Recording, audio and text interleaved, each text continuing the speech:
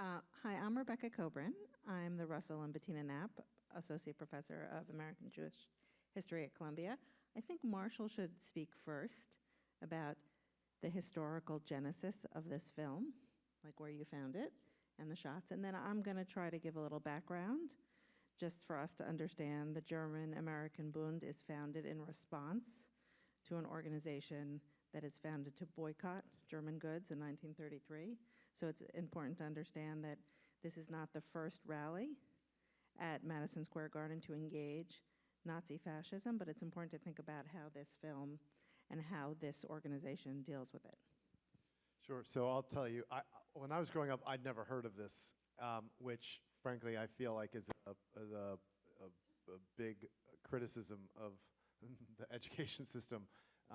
It seems like something that should be common knowledge, should be understood when any high schooler studies America during the Holocaust. And you know, it's my goal with this to have this footage be as commonly known as shots of protesters, civil rights protesters in the South being hosed, sort of a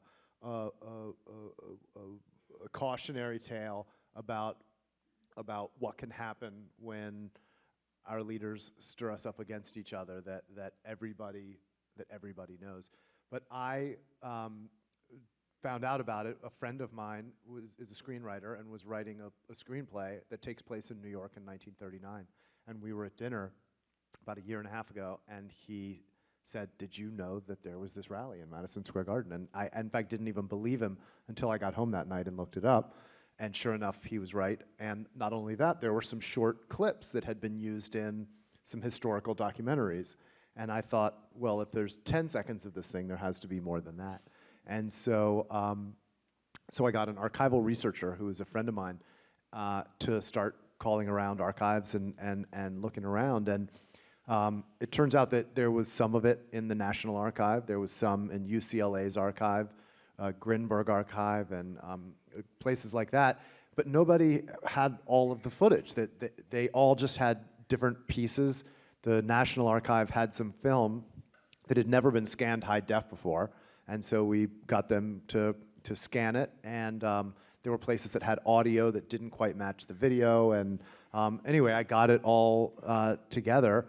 And once I watched it for the first time, I just couldn't believe it. And I thought, I want to make something out of this. I want people to know that this happened in New York City, in, you know, a modern cosmopolitan American city in the most famous arena in our country.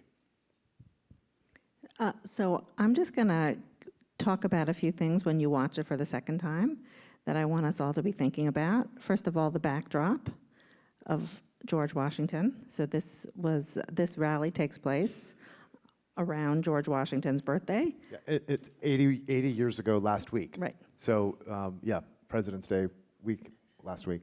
And just thinking about how patriotism, so as a rally for true Americanism, how Nazism is seen and cast as true Americanism here, and how they're mixing fascism, nationalism, patriotism all together. So I think that's one thing that I think you want to be thinking about. But also that the craft, and what's interesting, and I'm going to talk about, there are 4 rallies at Madison Square Garden, and this is the only one that there is film of. And that has a lot to do with how the Nazi Party in Germany, and even the German-American Bund in America, is very aware of the visual image. And thinking about, and when I saw this again, I had seen this once before, how empty the arena is when you first see the marching in, but all the later shots, it's totally full. So just thinking about how it's crafted, and I will talk the whole beginning of the film, there are more protesters outside Madison Square Garden, 50,000 people outside Madison Square Garden on that night than there are in Madison Square Garden. So it's important just to be thinking about the response to it, and just to think about not only what is being said, but the visual imagery. So the person on stage who tries to disrupt is a man named Isidore Greenbaum. So in addition to, there is an exhibit outside, there are, they think, hundreds of infiltrators in the German-American Bund, people who join to report on what's happening. And in the arena as well, as you saw, there's over 600 policemen.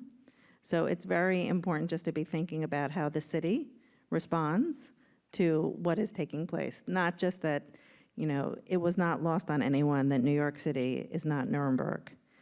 And indeed, New York City is a very Jewish city. It's the Jewish immigrant capital of the world in the 1930s. More Jewish immigrants live in New York than any other city in the world.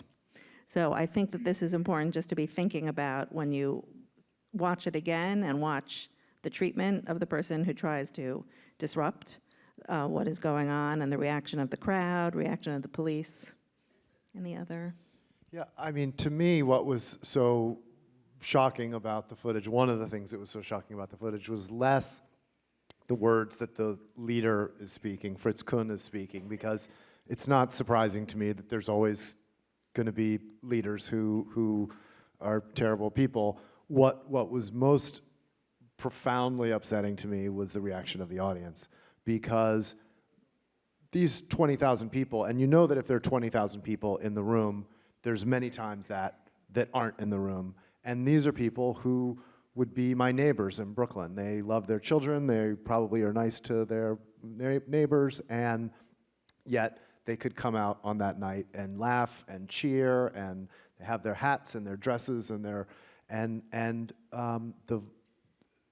the cavalier way that they react to the violence and what's being said, and then the physical violence that happens right in front of them is just completely chilling to me. And so also the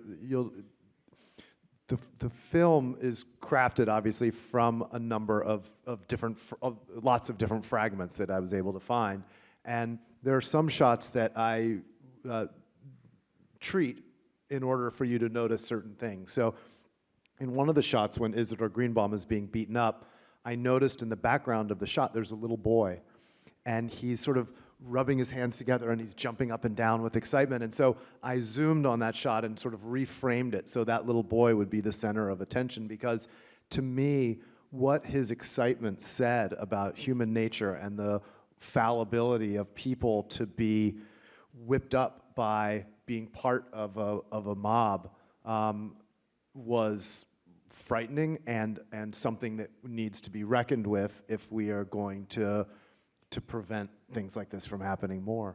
I mean, the other elements that are sort of cinematic, you know, intentionally cinematic, the way that I wanted to use the music and sound effects also was very intentional. I didn't want to make something that could be confused for glamorizing this group. And so, you know, the music that they use is this sort of martial, upbeat march, and when they shot this footage, I'm sure their plan was to make something that would be inspirational about how brave and wonderful they are. And so by changing the sounds and making them more anxiety-inducing and dark and contemplative, I wanted to kind of cast a critical eye on footage that had been most likely shot for propaganda purposes, but to give us a little bit of distance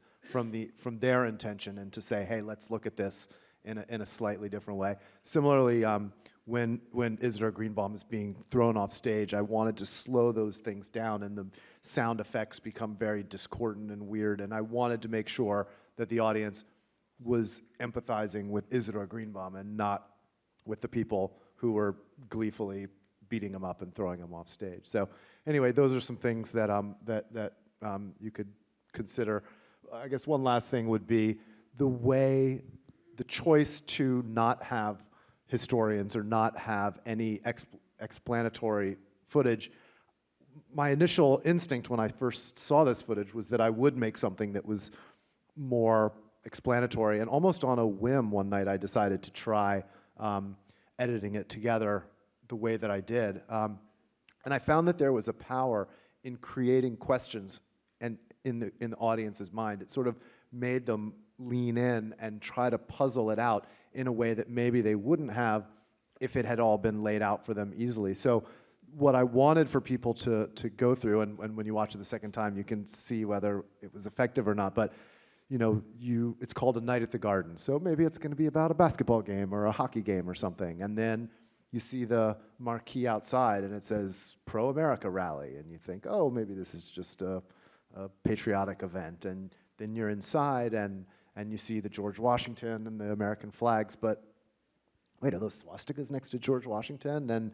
And I wanted people to start to have these moments where they're trying to puzzle out what it is that they're seeing. And then perhaps they think, well, let's see, I think that the thing at the beginning said this was the 30s, so maybe people didn't really understand what this was all about. And then the guy takes the stage, and sure enough, they did understand what it was all about. And then maybe you think, well, but that was theoretical. Maybe if they saw actual violence in front of them, they would react differently. And of course, actual violence occurs, and they don't react differently. So that was the way that I tried to kind of guide the audience's questions and then answers and questions and answers, but without having to say so.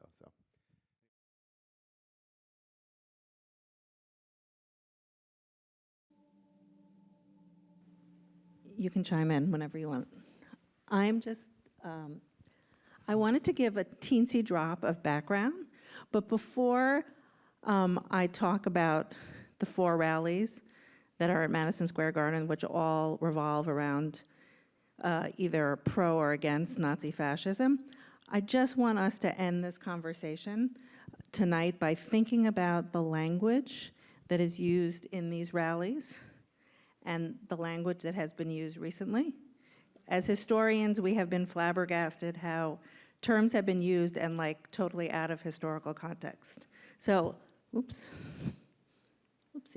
So I just want us to say there are 4 rallies held at the Garden, and this is the only one that we have footage of. So as a historian, what you just did is what I love my students to do, to see a primary source. But the first rally that took place in March 1937 is organized by what's called the Joint Boycott Council, which is the American Jewish Congress and the Jewish Labor Committee. It is also a rally that has over 20,000 people. And this is just the coverage on the front page. Sorry, is there right here? Okay. I just want to add, maybe if you don't know this, if you have a digital subscription to the New York Times, they have a thing that allows you, they call it the time machine, and you can go and look up any article and go page by page through any newspaper from any period. And it's amazing. I mean, the coverage around the rally that's my film, I learned so much, and it's amazingly contemporary, the debates they were having over free speech and those sorts of questions that we can talk about more later. Yes. But, yeah. So it's just important to understand it was about boycotting, using economic boycotts as a way to combat Nazi fascism. And it was seen as this was a rally about thinking about how economics can be used to fight fascist powers. So that was the first in 1937. The second is what we just saw, the German-American Bund, and I'm going to bring you back. But I do this little interlude, is that between the first rally and what you just saw, the footage, is Kristallnacht. So it's important just to understand that the rhetoric of Nazis, it is very clear, is not just rhetoric. And violence and destruction takes place. And it's these are all pictures from the New York Times, is very well covered. So, oopsie, I will come back to that. So when the New York Times covers the rally that we just saw, sorry, where is it? Yep. Okay. It's important just to understand their coverage is very well aware of balancing this issue of free speech, but seeing Nazis as a menace. And as I noted, and I think it comes, I just took a little snippet of the article, there is an estimated 50,000 people outside. So I think it's important when we think about the imagery and the power of the rally inside to be thinking about what happened outside. And clearly, because the German-American Bund was creating this for propaganda, they did not capture all the people outside. But thinking about what this says about New York and their reaction to this notion that this is a fascist, German-American rally, which is saying it's true Americanism. Then the next rally is another one by the Joint Boycott Council, again in 1939. And it is similar. It has what I think is important to understand. It's down here, okay, I think I'm blocking it, so I'm going to get up. Hoover, LaGuardia, basically all the great leaders of the city come to this rally. And it's important to be thinking who is speaking at the rallies and who is both in the audience and on the stage. And the final one, and this is why I just don't want to talk so much, is the final rally is the rally of the America First. That's after the German-American Bund is actually disbanded, there's a new organization that is organized called the America First organization, which its main effort is to keep America out of World War II. And it similarly uses anti-Semitic rhetoric, that it's Jewish labor unions who are trying to push us into war. But it's important, and Charles Lindbergh is the main speaker of this rally, which takes place in May 1941.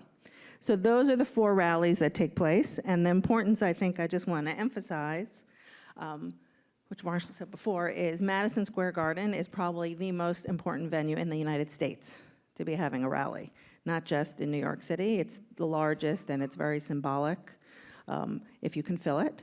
So just thinking about all of this together, how they fit together, the language that was used, and how fascism is used both as populism, nationalism, fascism, Americanism, patriotism are all intertwined in different ways in these 4 different rallies, some deployed to support the Nazi effort, and some deployed, in fact, to fight the Nazi effort. Do we want to? Yeah. So, yeah. We're now open for questions. I was wondering, I have a mic to bring to anyone asking a question. what the sympathies were of the police at the time, because in present times I'm very conscious of where the police are at when I'm usually on the other side of those lines. So what were their feelings about either side? I mean, I have 2 data points. One is the New York Times articles. The day after, some people were upset that the police had been overly aggressive against the protesters that were outside. The mayor was defending their work that they had done. My other data point, though, is that one of my best friend's grandfather was a policeman that worked there that night, and he didn't even know this until the movie came out, and his father saw it, and they'd grown up in the Bronx, and his father's father was a New York City cop, and my friend's dad said to me that when he was growing up, his father would tell him about the night that the crazy Nazis took over Madison Square Garden. It was sort of an anecdote about how insane things had gotten. So he was certainly not sympathetic to the point of view of the people that were in the arena. Though I don't know for sure how he felt about the largely, I think, leftists that were outside protesting. And I think it's hard to capture in the video that the police actually see their role as protecting. I think the police are worried he might be beaten to death, right? So I think they see themselves as protecting, and I think it's really important to think of LaGuardia in this time of wanting to have order in the city and not having total chaos. So I think that the lines are not, most people were not pro-Nazi. I would say most of the police were not pro-Nazi. But understanding what you do with protesters and keeping order was their main agenda. Protesters were arrested for, Isidore Greenbaum is actually arrested after. So, I mean, it's important to understand that they want law and order is what's key. And he, the next day, was fined $25 for disturbing the peace. The New York Times the next day had a piece where they quoted the magistrate who was fining him, who said, "Don't you realize that someone could have been hurt by what you did on stage?" And he responded, "Don't you realize that someone is going to be hurt from what was being said on stage?" And of course, this is 1939, so we know who was right.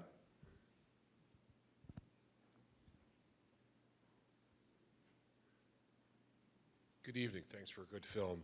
By the way, this film of this Lindbergh speech, I've seen Lindbergh appearing at this rally as well. More importantly, today we're revisiting the same things, but both on the right and the left now, because we got this, I actually got to hear Barry Waldman speak, Barry Weiss speak the other night. She's a student from Columbia, writes for the New York Times. And now the big issue on college campuses is BDS on the left, and then we have the right wing. And, we're seeing this again, and why is it resurfacing all the time? Because it's based not on truth. I mean, it is interesting. At the time that the rally happened, there were very similar debates about whether the Bund should be allowed to speak. And there were leading Jewish groups in New York that said, these people are anti-Semites, they're anti-democratic, but the difference between America and fascist Germany is that in America, even idiots are allowed to say what they think. And LaGuardia as well had a quote where he said, "This group is the largest assembly of international cooties ever gathered in New York City." And he said, the way that you kill cooties is with sunlight. And we're going to let them say what they think and fight back with ideas and ridicule. And but of course, there were also people who said, fine, in America you're allowed to say what you think, but you don't have to be allowed to say it in Madison Square Garden. And I think those are the same kinds of debates that are being had on campus. Is it free speech? Is it a question of allowing people to have platforms? How elevated should the platforms be for their free speech? But it was amazing that there were so many of the similar debates happening in 1939. And I think I just want to emphasize that it was Jewish organizations who, despite understanding everything that the German-American Bund stood for, really firmly believed that free speech should be celebrated, the value of free speech, and all organizations should have the right to it. And I think that this is something that the Jewish organizations kept saying: to be American is believing in ideals. It is not any racial component, right? And the ideal is first and foremost, is free speech. And that is why it was remarkable, right, that Jewish organizations, despite also having, there's a wide spectrum, and this is what's happening today, of Jewish organizations. Some were protesting, but others believed in the importance of free speech. And I think what's important is that New York City, and LaGuardia as an example, they were not pro-Nazi, but they felt that at the same time that they had to protect. If you first curtail some free speech, then who knows where that's going to end.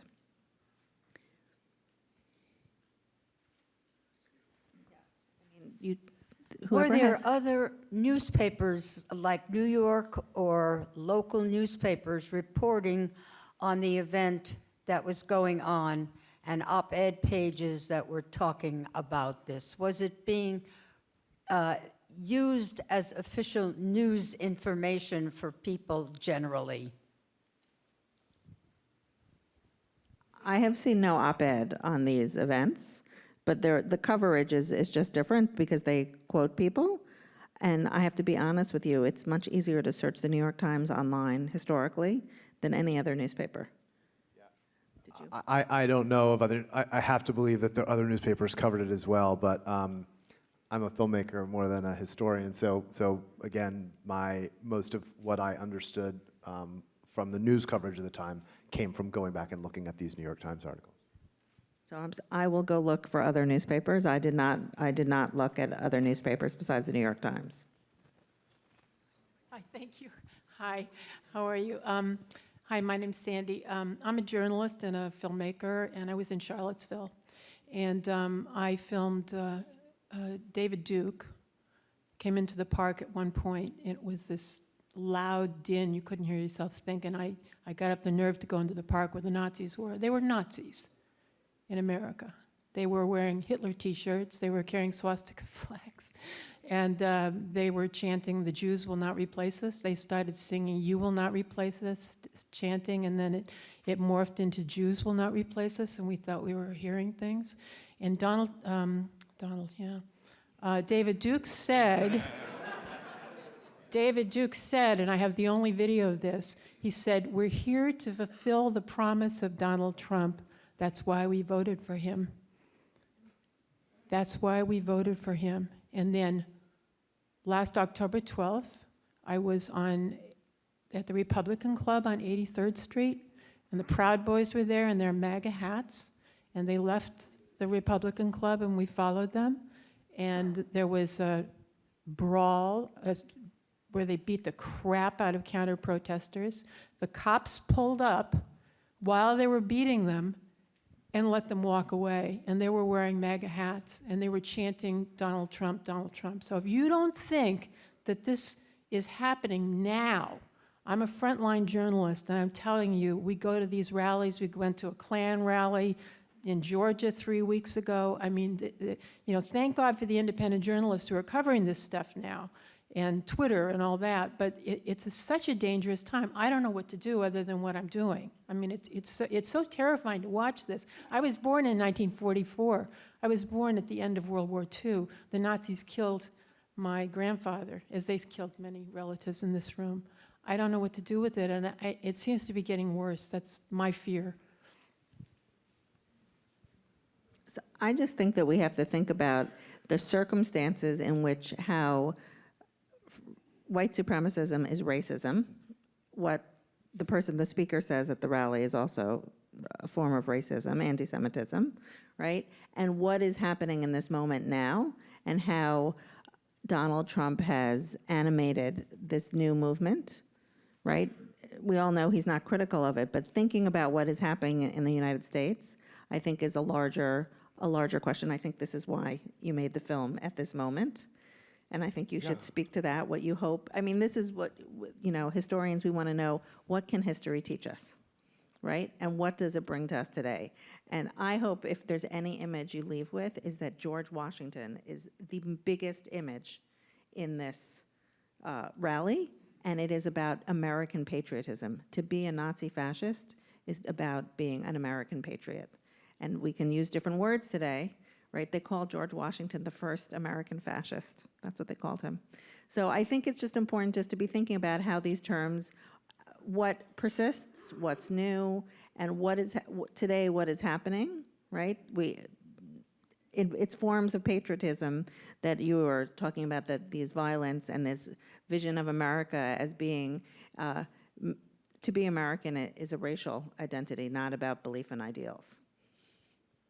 Yeah, I'll say that to me, there is a rise of demagoguery happening around the world and in the United States. And we see it in the Philippines, and we see it in Venezuela, and we see it in Turkey, and we see it among leaders here, where people attack the press, they attack minority groups, they attack immigrants, they cheer violence against protesters. And I think this film doesn't have a word about current events, but it's my hope that people will see this and say, look what happened in 1939 when leaders did these things. And again, it's not to say that any of these leaders today are Nazis. I don't think they are. I don't believe Donald Trump wants to set up death camps in America. But I think that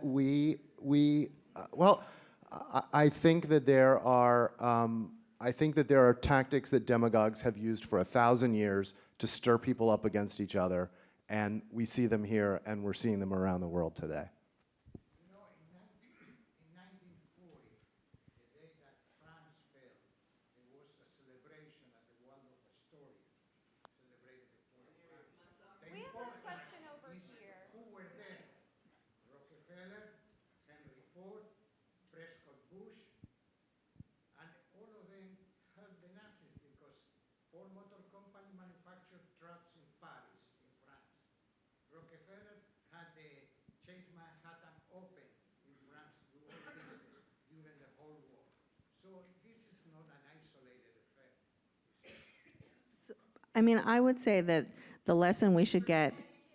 So there was the speaker said there was a celebration the day that France fell in 1940 in the Waldorf Astoria of Henry Ford, Rockefeller, I'm not sure, other people who had benefited from the war. That's what. So they were supporters of the Nazi spread through Europe, and they celebrated the fall of France. But what I think is important to get on all sides is to be thinking about, there is this movement called America First, but America is totally implicated from the beginning in both sides of what's going on in Europe, right? And the notion of the America First movement is this ideology that certain groups are pushing towards certain agendas. I mean, I would say that if we're going to talk present, right, certain groups are seen as being pro-immigration, and certain groups are seeing anti-immigration. We're not about talking about going to war. But it's this notion that groups can be labeled with doing certain actions, which are not, everyone was involved in understanding the coming of World War II. And the America First singled out just the Jews, right, as pushing towards the war. So I think that this is important just to understand that you were saying forever, demagogues. There's a notion of understanding blame on certain groups for social realities, which we have to be thinking more broadly. And the terms that we use, America First, which is used all the time now as like foreign policy. This is how we think of our foreign economic policy, is not a neutral term. It has a long history, and it means something to different people. It's like dog whistling of a vision of what America is. Is the, over here, thank you. Is the demographic information of the Boone known? Were they older, younger, working class, middle class, upper class? So most of the German-American Bund were, I would say, some are first generation German immigrants, most are second generation, and I would say overwhelmingly working class. And I was speaking with Marshall before. What also is not known, and there is no films of it, so Italian fascists were extremely, extremely active in the United States in the 30s. But they did not have any rhetoric of, well, they weren't anti-Semitic. They were about Italy and its emboldening it to spread as an imperial power. They supported the invasion of Ethiopia.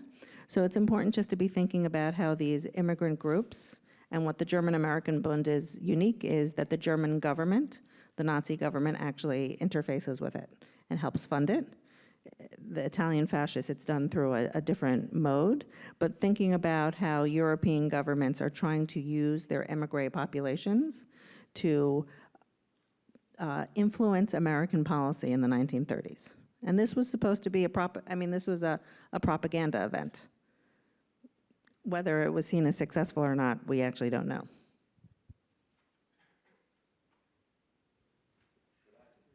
We have a question over here. Two questions, actually. Number one, would you consider making a new or updated version of this with Trump rallies? Because we've seen similar rhetoric, and it's quite powerful. And I think if you were to juxtapose both this film and a hypothetical Trump rally film, they would fit together quite nicely. And my second question is does that refer to Burton K. Wheeler, who was senator from Montana at the time?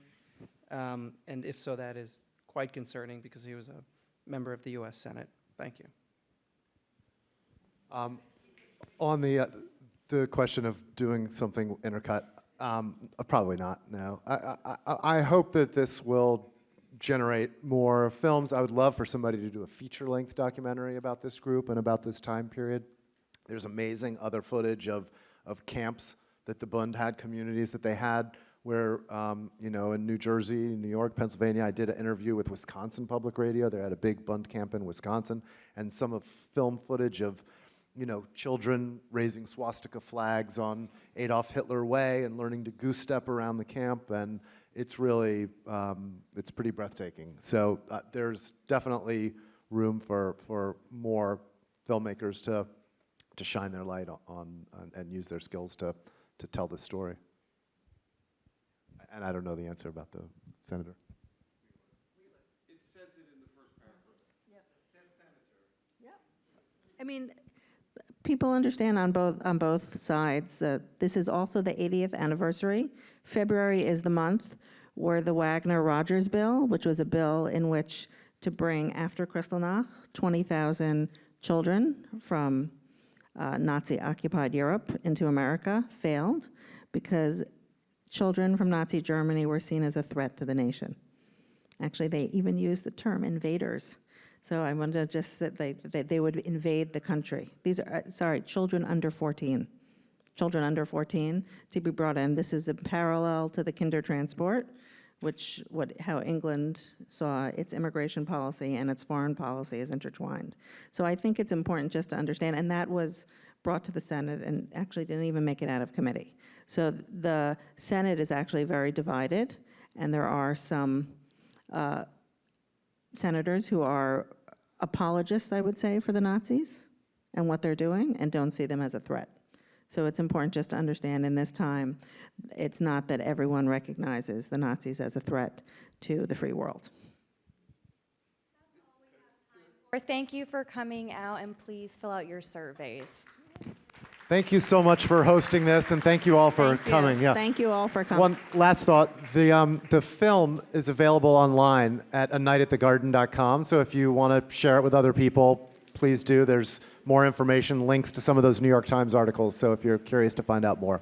Thanks again.